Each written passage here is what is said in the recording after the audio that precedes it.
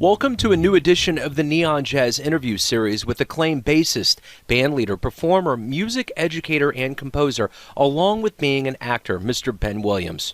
Over the course of our conversation, he delved into a very busy schedule that is establishing him as one of the finest young artists in the world of jazz these days. He discussed a role he had in his film debut with Don Cheadle in Miles Ahead.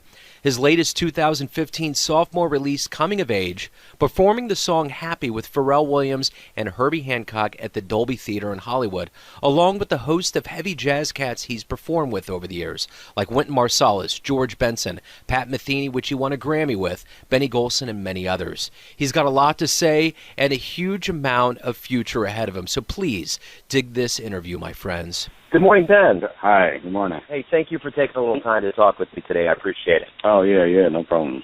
I'm just going to dive right in here. I know you got a lot going on lately with albums, film projects, so I want to just ask generically, what has been going on with you lately? Well, just coming right off of this new release.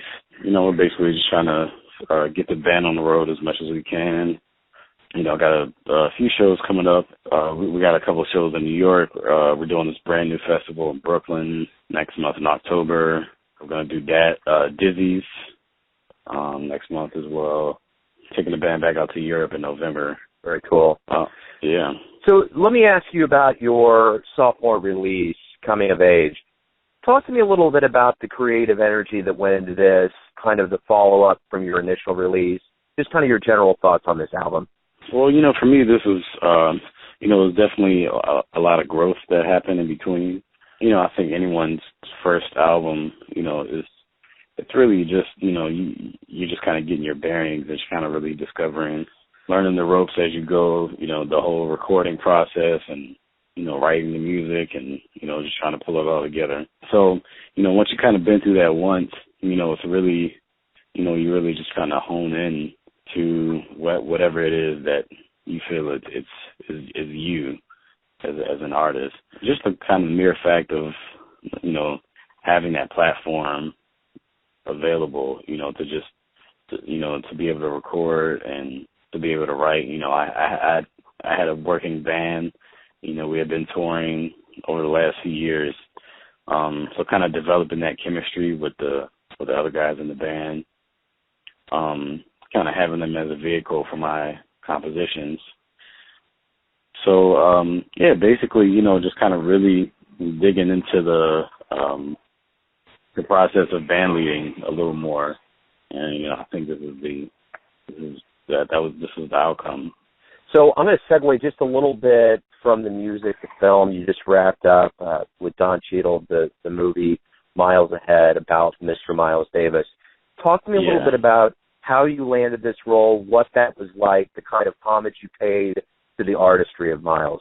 Yeah, it's a pretty quick scene. I'm actually playing bass behind Miles, or behind Don Cheadle as Miles Davis, and in this one scene that's a sort of a flashback to his 50s period, and we're all kind of dressed up like as they would be in 50s. So, I got this role actually through a friend of mine, an old friend of mine from high school, who knew the person that was doing the casting, and kind of recommended me for the gig, and I sent them all my info, and they asked me to do it. Right on. They like to, even though I'm just kind of basically acting as a bass player, they of course like to have somebody who actually knows how to look authentic. What do you think about Miles Davis as far as what he's done for jazz, his influence on you, since you're kind of a part of this project? Talk to me a little bit about that. Well, for me, he really epitomizes the true spirit of this music. That just idea of always looking forward, and single-handedly, he's been a part of so many different movements in the music. You can't really think of another musician that's really whose career has spanned so many different styles And he's just like really, I think, he's just the guy we all look up to just as a musician, besides being a great horn player and a composer. Just the way he thought about the music is something that we all aspire to be. So before we move to the beginnings of your life in D.C., I want to just touch on one other thing that happened most recently. You performed Happy with Pharrell Williams and Herbie Hancock at the Dolby Theater. What was that like? Oh, that was fun, man. That was a blast. Herbie Hancock and Pharrell, who I'm both a huge, and Vinny Colaiuta was playing drums. It was a mega hit that I probably heard at least 100,000 times last year. And I'm such a huge fan of Pharrell. Of really all his work, and I have been for a long time. So it was just really a blast to play with him and to see him and Herbie kind of like connect. It was really beautiful to see how they interacted. So let's go back to the 80s. You were raised in the 80s in D.C. Talk to me a little bit about what it was like to get you to a point where you loved music and that was going to be a part of the fabric of your life today. Well, I don't think too many people realize like how much of an artistic city D.C. is, and definitely was when I was growing up. It's very culturally rich town. There's a lot of live music. My family is definitely very musical. And I say musical, not saying that, there's a ton of musicians. There were no other musicians necessarily in my household. But there's always a deep love of music throughout my family. And, so I think it was pretty natural that, I just kind of decided to pursue it further and just kind of take that love and really learn how to turn into a craft, in my genes. Right on. So you went to the Duke Ellington School of the Arts. How influential was that experience to you? That was definitely a very pivotal point in my development. It's fairly early in my development as a musician, but during those years for high school, that's kind of that point in a lot of people's lives where they start to think about what they really want to do with their lives. And I think at that point I had really already decided that I was going to be a musician, and I really just spent a lot of time playing music every day, aside from just being a regular high school student and doing that stuff. I was spending hours a day practicing or rehearsing or performing. So, I just got a lot of time, and it was great. Really, a lot of my close friends to this day, I made in high school, and we were all musicians, and it just kind of became like part of who I am, at that point. So if you move from there to Michigan State University, get your BA, and then you get your master's at the Juilliard School, talk to me a little bit about higher education, what that did for you to kind of mold you into the musician that you are today. At Michigan State, I had the opportunity to study with the great bassist Rodney Whitaker, who is and still has been a great mentor for me, and really just kind of took my skills and really kind of shaped it and kind of really just prepared me for the professional world. He was just a just great person to be around. He was just very knowledgeable guy, very caring, definitely looked after me and all of his students, almost like we were his children. So, I kind of got that, it wasn't just all about the music, which was, the greatest lesson I got from him. It was really just kind of developing yourself as a human being, and being a musician is just being part of that. And Juilliard was a great experience. Had a lot of great teachers there, and just kind of being in New York and kind of getting that street experience, just kind of being out and doing gigs, and also learning in the classroom as well. So I think generally speaking, higher education can be a great thing. I think it's really the thing that's important are the professors, because they're the ones kind of creating the atmosphere for the students. I think it's kind of the tone they set for the program is actually very important. in the students' development, you know, the kind of things that they emphasize overall in the program and kind of what they deem as important to the music. I think it can be really great, and it kind of develops a community with the students. And, a lot of guys I went to school with, I still work with, and we're kind of all on the same now. Realistically, the best classroom in the world is playing live, and at this point, with your second release as a leader, you played with Wynton Marsalis, George Benson, Benny Golson, Roy Hargrove, Terrence Blanchard, Stephon Harris. The list goes on. What has it been like to be around the magnitude of those performers and to learn from them and to be around that? I try to learn from every experience, every situation that I'm in. Really trying to be as observant as I can about how guys, everybody kind of has their different idea of how they think the music should go. All those guys have really different ways of band leading. It's just, I just try to soak it in and play the music to I think the biggest lesson being around those guys is, they just put so much into their music.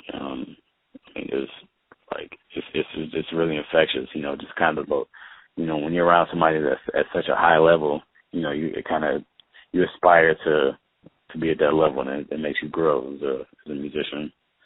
So at this point right now in your music career, there was a quote by Miles Davis that said, "It took me years and years to find my inner voice." What do you believe your inner voice is when you perform? I think it's something that you find, once you kind of get out of your own way. I think it's always there. It's just kind of a matter of uncovering it, just kind of getting past your inhibitions and your fears. And it's always right there. I think kind of once you feel like you get to a point where you're not really thinking about anything else other than expressing yourself and how you feel. And I think you just kind of know when you get there, or when you're getting there, because I think it is an ongoing process. I think other people hear too. When you find your inner voice, you just you kind of you get this ability to communicate very clearly. You just start to, this might sound weird, but you just start to sound like you. Yeah. When you start to hear certain things, like, oh, wait, that kind of sounds like something I would do, right?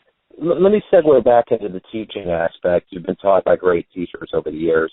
Who would you say taught you the most about playing music and even being a human being? Well, I would say the greatest teacher I've ever had was my high school bass teacher. Most people in the world wouldn't recognize her name, but this lady named Karen Kellogg, she was about 5 feet tall, and she was without a doubt the greatest teacher I've ever had. And I still think about her every day. Every time I take up the bass, I think about her. And what she taught me was really how to learn. That it's like that old adage, you give somebody a fish and, they'll eat for a day. If you teach them how to fish, they'll eat for the rest of their lives. And she was the one who taught me how to fish. She, like the fundamentals of like practicing and, learning something and kind of tackling obstacles. Those are the kind of things that I learned from her. And it's really carried me throughout my life. We've covered the landscape of a lot of artists that you played with, which the world would consider jazz heroes. Who would you consider your jazz heroes, your biggest influences of your life? Well, I always kind of come back to, somebody who I always kind of truly aspire to be. And for me, he's like almost like a living God, Wayne Shorter. Yeah. I think his whole approach to music is just so beautiful. It's mystical, but it's so transparent at the same time.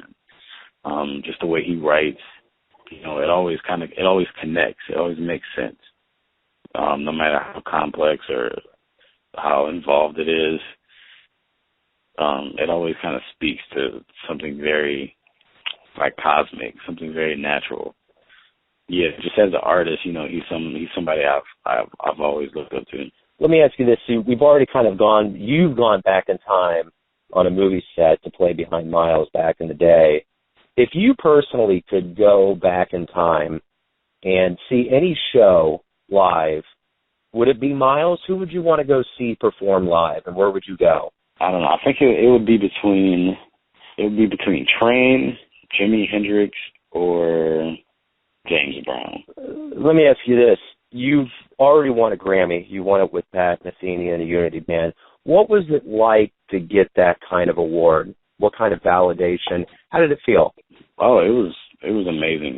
It was pretty surreal, actually. You know, it's kind of just one of those things you always dream about as a kid, you know, that you'd be there one day and, you know, be able to walk up on that stage and get one. And for it to actually happen, you know, kind of so early in my career, yeah, it was just pretty surreal. It was like a dream. Man, shout out to Pat, man. He's for really just giving me that opportunity to be part of something so great. So, you know, I owe all of that to him. What's the greatest thing about waking up every day? The greatest thing about waking up every day is waking up every day. Let's say we hook up in 10 years and we talk. My very first question to you is, what's been going on lately? What are you gonna look forward to telling me about? Well, we actually have I got a couple of cool things that I'm going to be releasing soon. We're actually doing some videos for a few of the songs on my album. We're actually going to release the first one, I believe, next week. And we have a couple more videos that we're going to release over the next following months. My brother's a videographer, a great videographer, so we've been working together, putting together some videos for the tune to my album. I've started to think more conceptually about some of my music now, and you know, there's a lot of imagery that goes with with a lot of my music. I think doing a video will just really help express that a little more. So definitely looking forward to doing some of that stuff. Let me ask you this: why do you love jazz? It allows me to be me. You know, it's just like a big house I can just kind of run around in. You know, I never really feel restricted. All the freedom that I need is there. I have a lot of ideas a lot of times, and I need to be free enough to express all those things. So jazz, the music, you know, because I think there's a difference between sort of jazz the word and jazz the music, if that makes any sense. You know, because I think there's a lot of misconceptions about jazz and kind of these preconceived notions about what jazz should be to a lot of people, you know, which is, it's fine, you know, it's personal taste, but I think that the true spirit of the music is about, you know, it being, you know, finding yourself within the music. So yeah, and you're doing that. Hey, Ben, thank you for taking some time to open up with me. I really appreciate it. Oh, thank you. Thanks for having me. Thanks for listening and tuning in to yet another Neon Jazz interview, where we give you a bit of insight into the finest players in New York, Kansas City, LA, and spots all over America, giving fans all that jazz. And thanks to Ben for his vision, music, and being a force in the world of jazz these days. If you want to hear more interviews, go to Famous Interviews with Joe Domino on the iTunes Store, or visit theneonjazz.blogspot.com for all things neon jazz. Until next time, enjoy the music, my friends.